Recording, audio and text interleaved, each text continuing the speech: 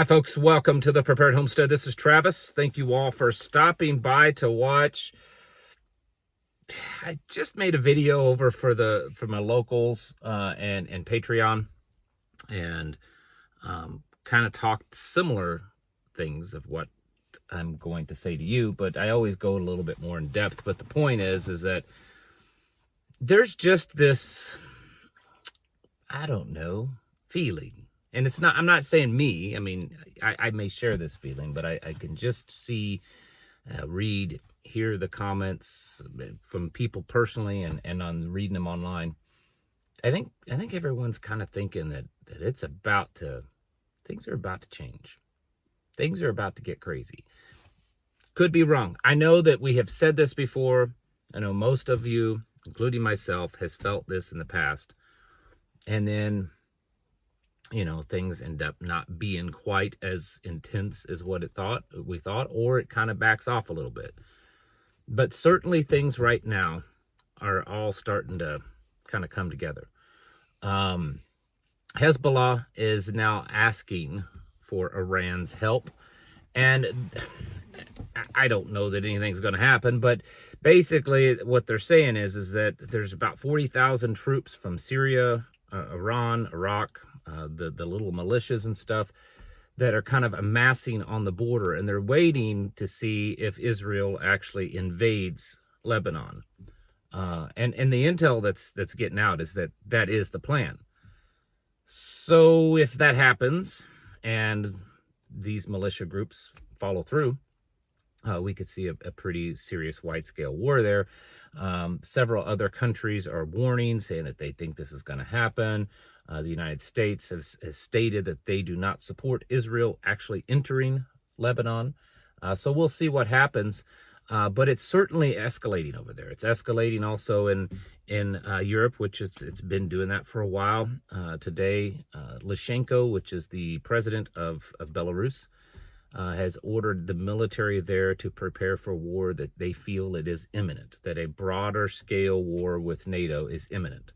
And to start preparing for it. You know, I mentioned in this morning's video, some of you kind of got it, saw that it was important. Others just thought it was silly. But anyways, Congress is proposing amending the continuity of government plans in case there was some type of mass casualty event with congressmen, with lawmakers, so that the government wouldn't shut down. So what are they thinking that could happen? I mean, is this just one of those plans that government does that doesn't mean anything? They just, you know, they get bored. They have all this time on their hands, and so they just come up with things to do? Or is there something to this? Along with that, there's a bill right now going through Congress that would basically make militias, citizen militias, illegal. It's the Paramilitary Act of 2024, something like that. And basically what it says that if you're an authorized paramilitary organization, authorized by the government, you know, these private militaries, then that's okay. But if it's any more than 3 citizens that are actively training and planning and to perform as a private paramilitary unit, then that is illegal. Almost like that they're planning for something, right? We've got increase in just tensions everywhere. BRICS is getting ready to have their big summit. I believe it's the end of this month or next month. And they've announced that they will unveil their plan to de-dollarize reduce the power and scope and everything of the US dollar, that they're going to take it down. China announced today that they are supporting the Arab countries in the Middle East in their fight against Israel. And then here on the home front, it's all of the crazy stuff. Trump seems that he's backed off on some of his public appearances because of the threats. They're saying, I don't have any proof of this, no one really does, but there are officials, government officials, saying that there are at least 5 different professional hit squads out to get him. And a lot of people are wondering if there's going to be some kind of false flag event to try to take him out, maybe actually do it. and then blame it on like Iran or something. We're watching more and more people cross the border. And all this is going on while we have no leadership in this country. And if you think that that's a coincidence, then you should probably rethink things.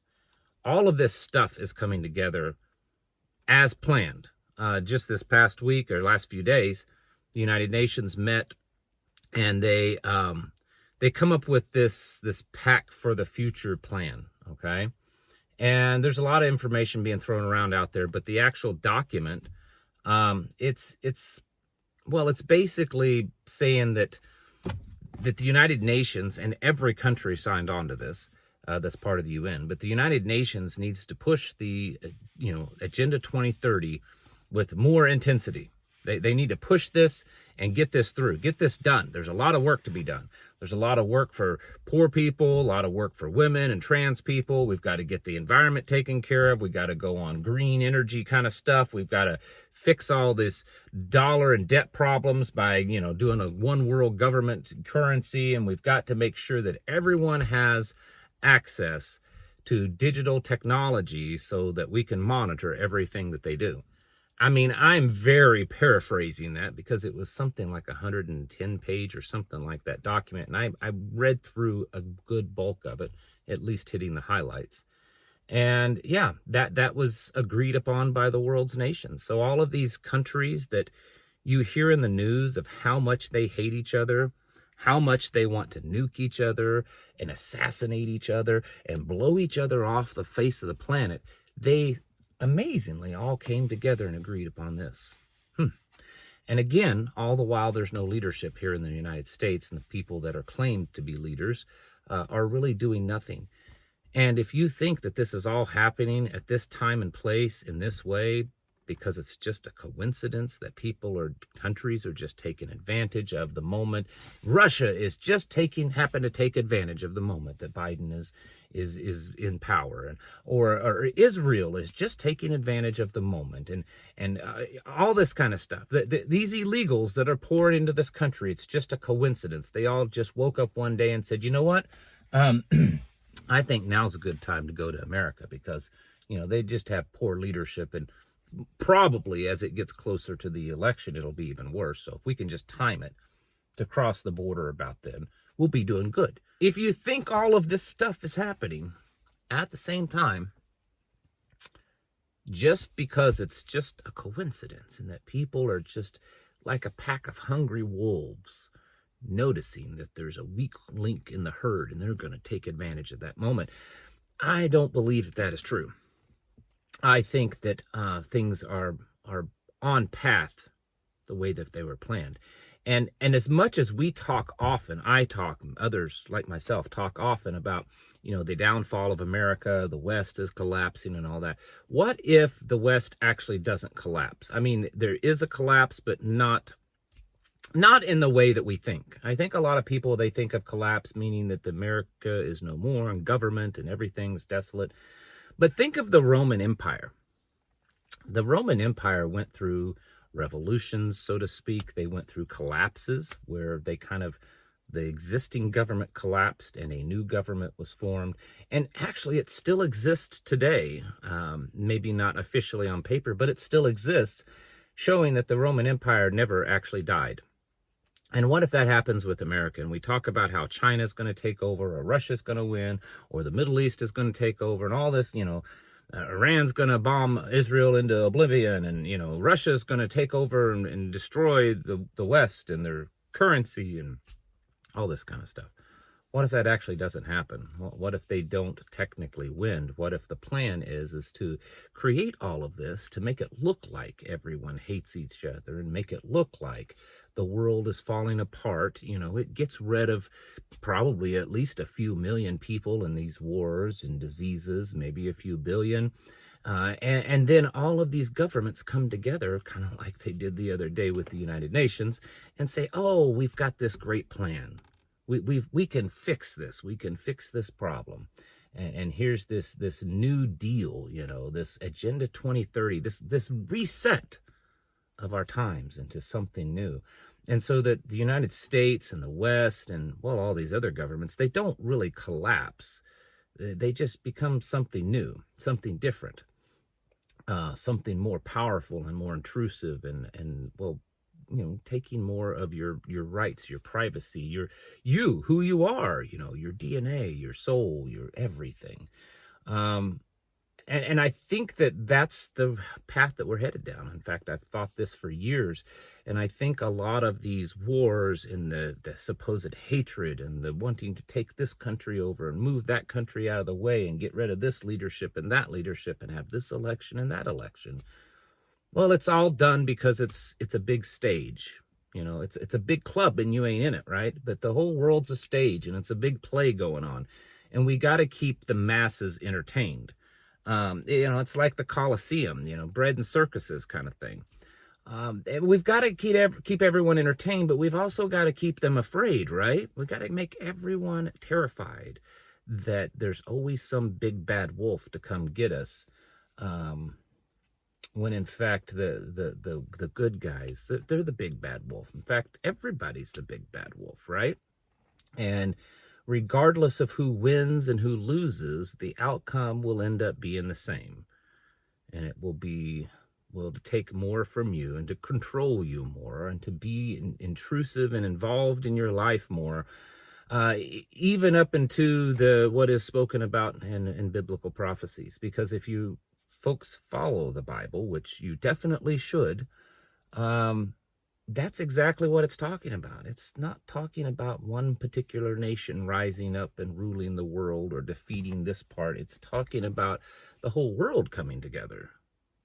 The whole world coming together under one central leadership and central currency and central religion and all of this kind of stuff, and central technology that controls it all.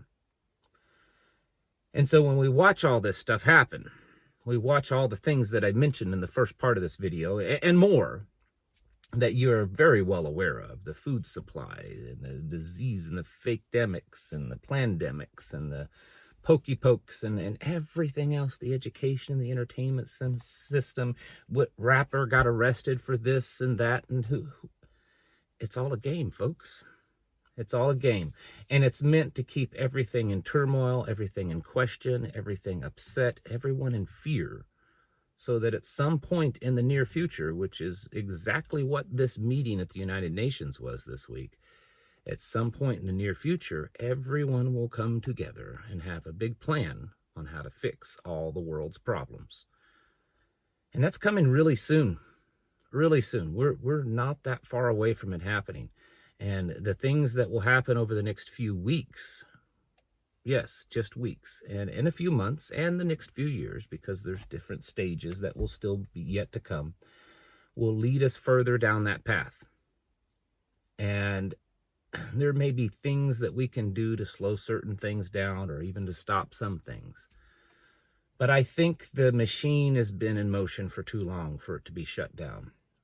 And I think it's all going according to God's plan also. And so this is the destination is kind of pretty much set in stone.